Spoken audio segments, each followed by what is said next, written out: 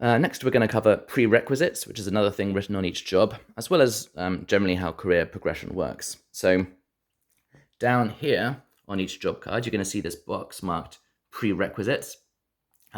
These state what you need to already have in order to take this job in the first place.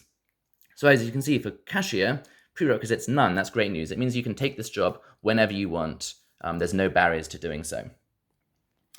But then if you move up to over here, you're going to see that this job has this strange rubric written here. It says services equal to or greater than 1 times 3. What does that mean?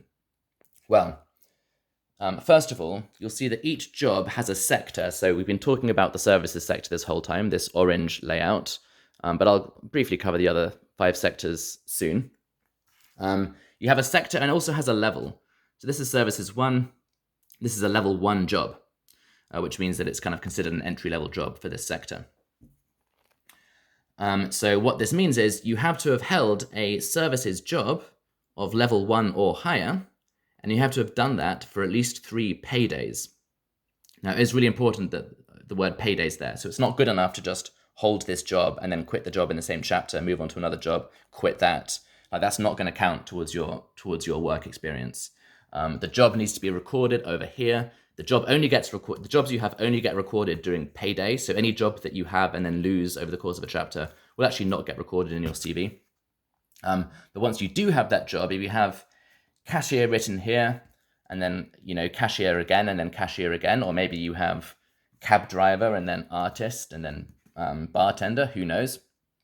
As soon as you have 3 chapters that have that services level 1 or higher job, you are now eligible to take this higher ranking services job of realtor.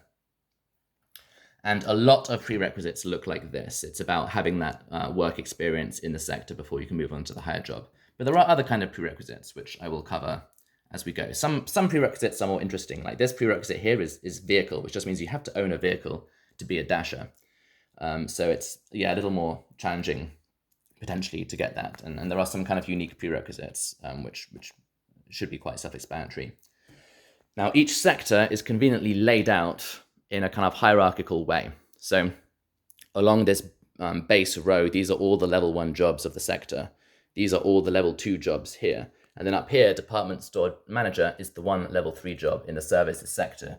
So as you can see, this job has a prerequisite that you need to have held a services level 2 job at least for 3 chapters at least. So your career progression, if you want to enter the services sector, is you can start easily enough. You can take most of these jobs instantly without doing anything else. If you've worked for 3 chapters, which means 12 years in one of those bottom jobs, you're going to be able to get one of these level 2 jobs.